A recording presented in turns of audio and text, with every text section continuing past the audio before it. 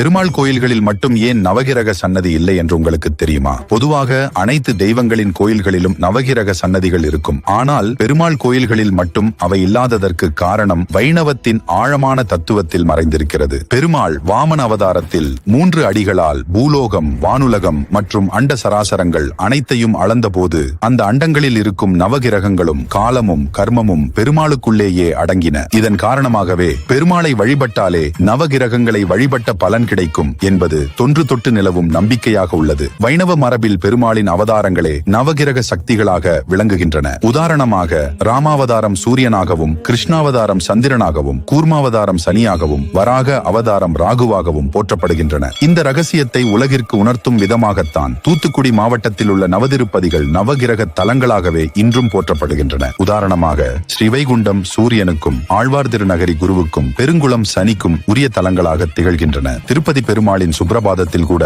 நவகிரகங்கள் அனைத்தும் பெருமாளின் தரிசனத்திற்காக காத்திருப்பதாக கூறப்படுகிறது. ஒருமுறை நாராயணா என்று சொன்னாலே பல பிறவிகளின் பாவங்கள் நீங்கி வைகுண்ட பதவி கிடைக்கும் என்பது ஐதீகம்.